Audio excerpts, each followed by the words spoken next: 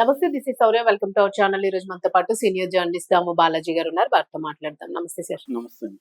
Sir, NTV జర్నలిస్టుల arrest అంటే నిరాధారమైన ఆరోపణలు, దాన్ని వార్తను వేయడము. సో ఇవన్నీ గూడాను. ఇప్పుడు ప్రస్తుతం ప్రెజెంట్ సిట్యుయేషన్ ఏంటి సార్? అంటే ఎంత?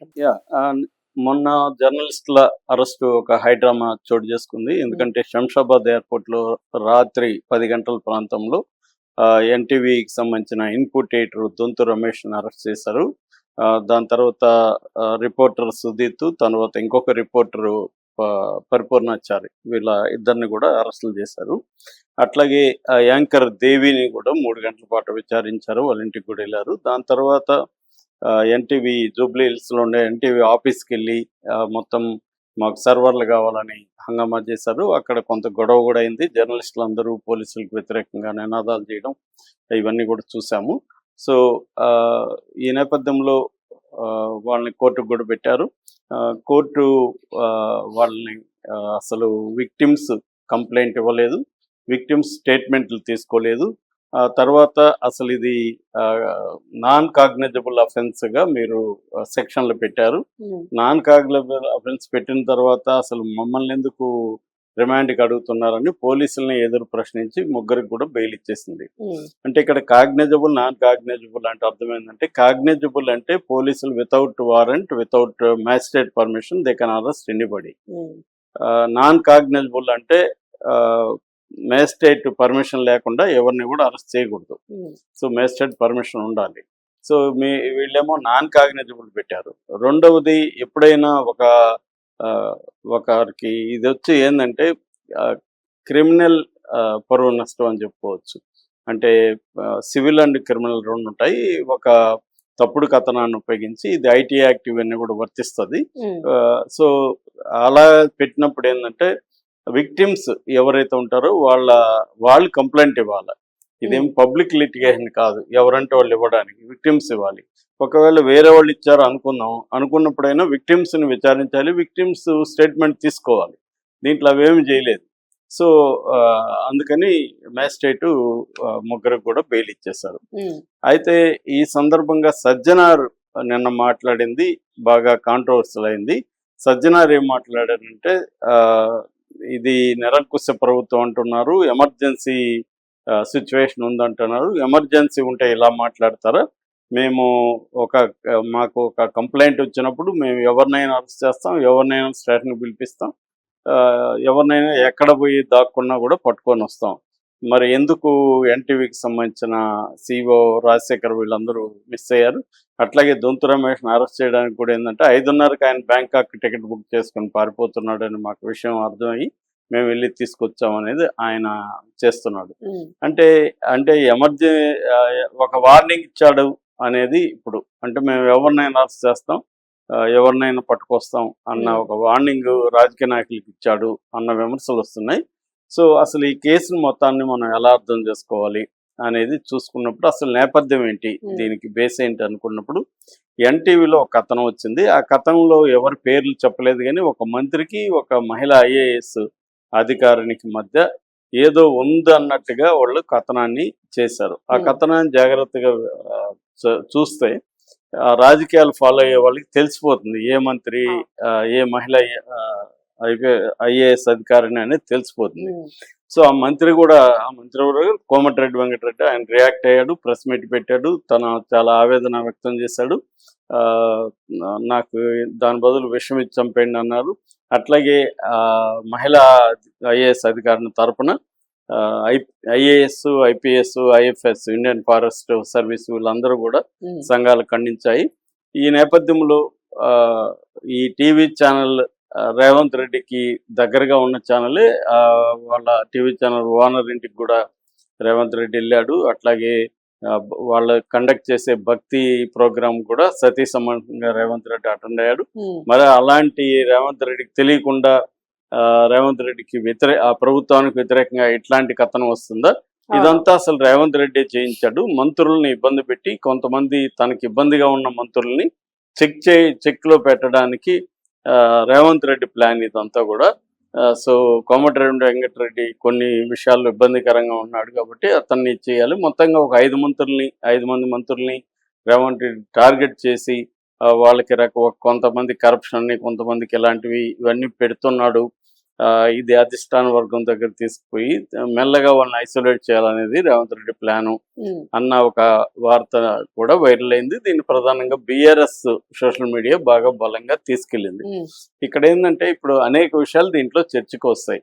అసలు ఫ్రీడమ్ ఆఫ్ ద ప్రెస్ ఏంటి, జర్నలిస్టులకు ఉండే ఫ్రీడమ్ ఏంటి, జర్నలిస్టుల ఓనర్లకి ఉన్న రిలేషన్షిప్స్ ఏంటి, రాజకీయ పార్టీలు అధికారంలో ఉన్నప్పుడు వాళ్లకు డెమోక్రసీని లేకపోతే ఫ్రీడమ్ ఆఫ్ ఎక్స్ప్రెషన్ ని వాళ్ళు ఎలా డీల్ చేస్తారు, అదే పొలిటికల్ పార్టీ ప్రతిపక్షంలోకి వచ్చినాక ఎలా డీల్ చేస్తారు, ఇవాళ సోషల్ మీడియా పరిస్థితి ఏంటి, పోలీసులు రాజకీయ నాయకులకి ఒక రకమైన టూల్స్ లాగా మారిపోయారా, లేదు వాళ్ళు చట్టాన్ని ఫాలో అవుతున్నారా, కాన్స్టిట్యూషన్ ని చట్టాన్ని ఫాలో అవుతున్నారా, లేదా రాజకీయ నాయకుల గేములో పోలీసులు పావులుగా మారుతున్నారా అనేవి అనేక విషయాలు చర్చకు వస్తాయి.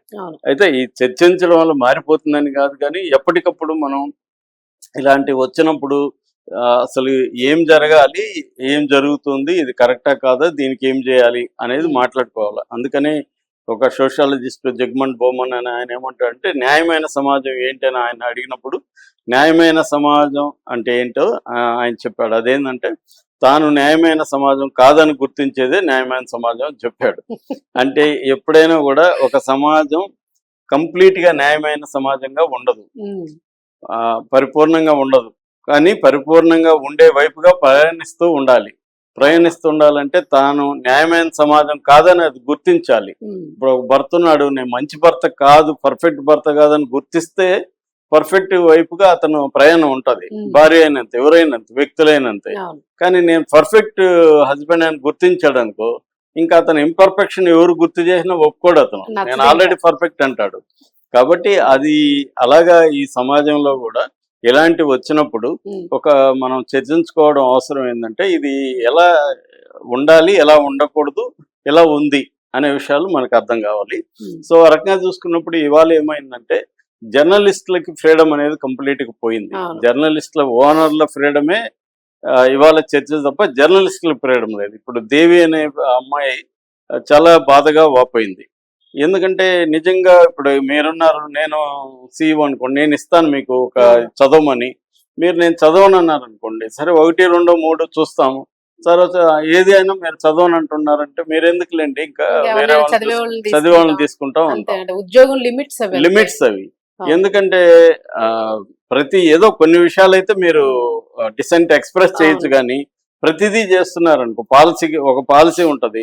అంటే ఈ ఛానల్, ప్రతి ఛానల్కి కూడా ఇవాళ ఏమైందంటే ప్రతి ఛానల్ అయినా మీడియా హౌస్ అయినా పొలిటికల్ పార్టీలకి అఫిలియేటెడ్ గా మారిపోయినాయి. కొన్ని పొలిటికల్ పార్టీలు డైరెక్ట్ గా ఛానల్ నడుపుతున్నాయి, లైక్ సాక్షి కావచ్చు, ఇక్కడ టీ న్యూస్ కావచ్చు, ఇలాగా. ఇంకొన్నేమో ఇండైరెక్ట్ గా ఆంధ్రజ్యోతి, ఈనాడు, ఫర్ ఎగ్జాంపుల్ తెలుగుదేశం, కానీ అందరికి తెలుసు మనకి అది తెలుగుదేశం కాదంటే ఎవరు నమ్మరు. అలాగా కొన్ని రకాల పార్టీలకు అనుబంధంగా మారిపోయినాయి. ఇండిపెండెంట్ జర్నలిజం అనేది వెరీ వెరీ లెస్ వెళ్ళిపోతుంది, తగ్గిపోతుంది. నేషనల్ లెవెల్లో కూడా అంబానీ, అదానీ వీళ్ళ దగ్గరే మొత్తం ఛానల్స్ అంతా కూడా, మీడియా అంతా కూడా ఉంది. ఈ నేపథ్యంలో జర్నలిస్టులు ఏం చేయాలంటే ఒకటి బతకాలంటే పని చేయాలంటే చెప్పినట్టు వినాలి, లేదు చెప్పినట్టు వినము అంటే వీధన పడినప్పుడు ఆల్టర్నేటివ్ ఏంటి, వాళ్ళకి ఎలా బతకాలి, ఇది ప్రాబ్లం. సో ఇండిపెండెంట్ జర్నలిజం అనేది చనిపోయింది ఒక రకంగా. ఇండిపెండెంట్ గా ఉంటే వాళ్ళని కూడా ఉండనివ్వట్లేదు సమాజం. నువ్వు ఉంటే మా వైపు, లేకపోతే నువ్వు మా ఎనిమి అనేస్తున్నారు. అరే బాబు, నేను ఇద్దరిని రెండు వైపులా విమర్శిస్తానంటే అట్ట కుదరదు. నువ్వు ఉంటే మా వైపు ఉండు, లేకపోతే మా ఎనిమిగా ఉండు, కానీ నేను రెండు వైపులో బ్యాలెన్స్ చేస్తానంటే మేము ఒప్పుకోమని ఏదో ఒక వైపు వాళ్లే తోస్తున్నారు. సో ఇది ఒక రకమైన, అంటే ఇంత బైపోలారిటీ అనేది ఫుల్ గా మారిపోయింది. అటు ఇటు తెలుసుకోవాలి తప్ప మిడిల్ గ్రౌండ్ నిలబడి ప్రజలకి కేంద్రంగా, అంటే పీపుల్ సెంట్రిక్ అప్రోచ్ అనేది జర్నలిజంలో పోయేసింది. సో ఈ నేపథ్యంలో జర్నలిజం టఫ్ సిచ్యువేషన్ ఎదుర్కొంటున్నారు. ఇప్పుడు ఇతను CEO కావచ్చు రాజశేఖర్, కానీ వాళ్ళ ఓనర్ చెప్పిందే CEO అన్నారు. ఓనర్కి ఒక పాలసీ ఉంటుంది, ఆ పాలసీని CEO దగ్గర నుంచి ఇంకా కింది వరకు అందరూ అమలు చేయాల్సిందే. రిపోర్టర్ దగ్గర వరకు, యాంకర్ల వరకు ఎవరైనా అమలు చేయాల్సింది. కాబట్టి జర్నలిస్టులకి పోలీసులు చూసుకున్నప్పుడు ఇవి దృష్టిలో పెట్టుకొని పోలీసులు విచారణ జరపాలి. కానీ వాళ్ళు ఏం చేస్తున్నారు, వాళ్ళ మీద కూడా ప్రెజర్ ఉంటుంది. పోలీసులు. ఇక్కడ ప్రెజర్ ఎట్లుందో అక్కడ అక్కడ కూడా pressure ఉంటది. అట్లనే. అది సజ్జనార్ మీద ఉంటది. సజ్జనార్ అయినా పోలీసులు tools in the hands of political system. Um, పోలీసులకి ఇండిపెండెంట్ అటానమీ ఏమీ లేదు అక్కడ. అక్కడ కూడా సేమ్ పరిస్థితి. సో వాళ్ళ ప్రెజర్ వాళ్ళు ఏం చేస్తారు, పోయి పలానా జర్నలిస్ట్ని అరెస్ట్ చేయండి మీరు అని చెప్తారు అనుకో, అవును. వీళ్ళు పోయి అరెస్ట్ చేయాలి. సో ఇది దీనివల్ల ఏమవుతుంది, ప్రతిపక్షాలు పోలీసులను విమర్శిస్తారు. సో హరీష్ రావు ఏమన్నాడు, సజ్జనారు కాంగ్రెస్ కండువ కప్పుకున్నట్టు బిహేవ్ చేస్తున్నాడు అన్నారు. ఉమ్, ఇదే మాట రేవంత్ రెడ్డి కూడా గతంలో అన్నాడు. అవును. సో అప్పుడు ఆయన arrest అప్పుడు అయ్యారు. ఆయన అరెస్ట్ అయినప్పుడు ఆయన ఇది అయినప్పుడు అవును. సో ప్రతిపక్షంలో ఉంటే డెమోక్రసీ గుర్తొస్తుంది. ఇదే బిఆర్ఎస్ ఇప్పుడు ఫ్రీడమ్ ఆఫ్ ద ప్రెస్ ఇవన్నీ మాట్లాడుతున్నాయి. ఉమ్, ఇదే కేసీఆర్ కిలోమీటర్ల పొడవు లోతులో బొంద పెడతా అని చెప్పి రెండు ప్రధానమైన ఆంధ్రజ్యోతి, TV9 లాంటి రెండు సంస్థల్ని దాదాపు 1 year పాటు Boycott ఉక్కిరిబిక్కిరి చేశారు. చేసేసాడు. వాటిని గొంతు పిసికేశాడు. మరి చాలా మంది జర్నలిస్టులని అరెస్టులు చేశారు. కాశ్మీర్ తర్వాత జర్నలిస్టుల మీద ఎక్కువ దాడులు ఉమ్, ఇవి జరిగింది తెలంగాణ. అవును. సో గత 10 ఏళ్లలో. సో అంటే కాంగ్రెస్ అయినా వీళ్ళైనా ఒకప్పుడు విక్టిమ్ గా ఉన్న రేవంత్ రెడ్డి ఇవాళ ఆయన పెర్పెట్రేటర్ అయిపోయాడు. ఆయన ఒకప్పుడు మాట్లాడిన భాష ఇప్పుడు వీళ్ళు మాట్లాడుతున్నారు. సో ఇది ఎవరు మనకి అరగోపాల్ ఇదే మాట మాట్లాడాడు రేవంత్ రెడ్డితో. రేవంత్ రెడ్డి సీఎం కాకముందు అరగోపాల్ వాళ్ళతో మీటింగ్ అయినప్పుడు ఒక ఛానల్లో, మీరు ఇట్లాగే అంటారు, రేపొద్దున మీరు వచ్చినాక ఇలాగే బిహేవ్ చేస్తారు, అందుకని మేము స్టేట్ అంటాం, వ్యక్తులు కాదు మాకు, స్టేట్ స్వభావం అది, రాజ్య స్వభావం అది, ఎవరున్నా కూడా ఇలాగే బిహేవ్ చేస్తారని క్లియర్ గా ఆ రోజు హరగోపాల్ చెప్పాడు. సో ఇక్కడంతా ఈ యాంగిల్ ఒకటి ఉంటే, రెండో angle with in the Congress లో ఉమ్, రేవంత్ రెడ్డికి మిగతా వాళ్ళకు ఉన్న ఇబ్బందుల్ని రేవంత్ రెడ్డి ఇలా తీర్చుకుంటున్నాడా, ఇప్పుడు ఎప్పుడైతే విమర్శలు వచ్చాయో ఊరికే ఉత్తుత్తి అరెస్టుల డ్రామా చేశాడా అన్న విమర్శలు కూడా వస్తున్నాయి. ఎందుకంటే వీళ్ళు నిజంగా వీళ్ళని అరెస్ట్ చేసి జైలుకి పెట్టాలంటే ఆ మధ్య రేవతి ఇంకెవరో ఒక జర్నలిస్టులని అవును. వేరే 108 ఏదో ఒక కేసు పెట్టి, అంటే క్రిమినల్ కాన్స్పిరసీ అట్లాంటి case, non bailable and cognisable కేసులు పెట్టి వాళ్ళని జైలుకి పంపించారు కదా. అవును. మరి ఇక్కడ వీళ్ళు అనుకోని ఉంటే వీళ్ళకి కూడా సెక్షన్లు ఎందుకు పెట్టలేదు? అవును. వీళ్ళకి తెలుసు కదా బెయిల్ వస్తుందని. వీళ్ళకి పోలీసులకు తెలీదా విక్టిమ్ స్టేట్మెంట్లు తీసుకోవాలి, కాగ్నిజబుల్ కేసు పెట్టాలి అని పోలీసులకు తెలీదా? తెలిసే బెయిల్ రాని మనం అరెస్ట్ చేసినట్టు ఉండాలి, బెయిల్ వచ్చేయాలి, వాళ్ళని ఇబ్బంది పెట్టకూడదు. కానీ అరెస్ట్ చేసినట్టు ఒక డ్రామా ఆడతాం పబ్లిసిటీ ఉండాలి. అనేది చేసినట్టుగా మనకు కనబడతాం. ఉమ్, అంటే ఇదంతా కూడా ఇంటర్నల్ పాలిటిక్స్ లో భాగంగా ఈ మొత్తం డ్రామా జరిగినట్టుగా జనాలు అనుకునే పరిస్థితి అయితే ఉంది. అవును. అది రైట్ సార్, థ్యాంక్ యూ.